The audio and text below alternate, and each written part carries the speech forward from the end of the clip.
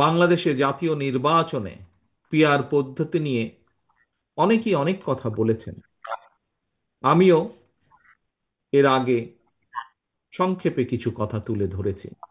আজ আবারও সংক্ষেপে আপনাদের সামনে কিছু কথা, দু একটি কথা এ ব্যাপারে আপনাদের সামনে তুলে ধরতে চাই।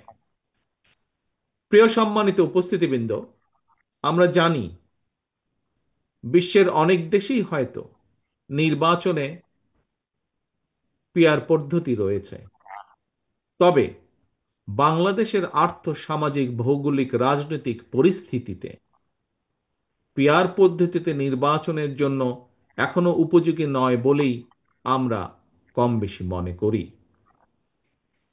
কাকে কিংবা কোনো ব্যক্তিকে কাকে কিংবা কোন ব্যক্তিকে ভোট দিয়ে নিজেদের প্রতিনিধি হিসাবে নির্বাচিত করে সংসদে পাঠানো হচ্ছে, অবশ্যই জনগণের সেটি জানার অধিকার রয়েছে। কিন্তু প্রস্তাবিত যে পিআর পদ্ধতি, এই পিআর পদ্ধতিতে কোন ব্যক্তিকে নির্বাচিত করা হচ্ছে, জনগণের সেটি জানার পরিষ্কার কোনো সুযোগ নেই। যে কারণে রাজনৈতিক দল বা ব্যক্তি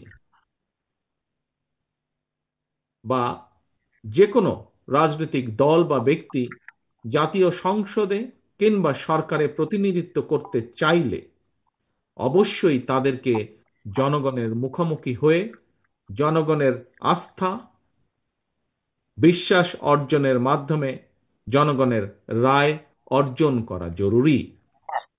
প্রিয় উপস্থিতি, পিআর পদ্ধতি এবং আরো দু একটি ইস্যুতে গণতান্ত্রিক রাজনৈতিক দলগুলোর মধ্যে কিছুটা ভিন্ন মত রয়েছে। এই ধরনের ভিন্ন মত গণতান্ত্রিক বিশ্বে স্বীকৃত, এটি গণতন্ত্রের সৌন্দর্য। তবে বাস্তবতার নিরিখে প্রতিটি ইস্যুই সময়ের সাথে সাথে সুন্দরভাবে সমাধান হয়ে যাবে বা সমাধান করা যাবে বলে আমি বিশ্বাস করি, ইনশাল্লাহ। যার যারা আসন্ন নির্বাচনকে সামনে রেখে পরিস্থিতি ঘোলেটে করার অপচেষ্টা করছেন, এর মাধ্যমে আপনারা হয়তো নিজেদের অজান্তেই গণতন্ত্রের উত্তরণের পথকে বাধাগ্রস্ত করে তুলছেন। একই সাথে পতিত পরাজিত পলাতক স্বৈরাচার পুনর্বাসনের পথও হয়তোবা সুগম হচ্ছে, যদি আমরা গণতন্ত্র উত্তরণের পথে শর্তের পর শর্ত আরোপ করতে থাকি।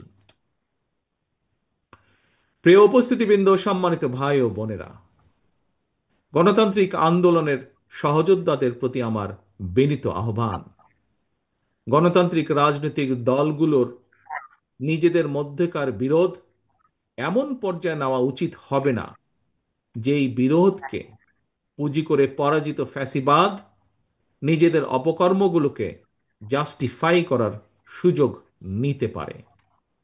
আমি মনে করি, আমরা মনে করি, প্রতিটি ইস্যুতে প্রত্যেকটি রাজনৈতিক দলের ঐক্যমত হতেই হবে, এটি এমন কোনো জরুরি নয়।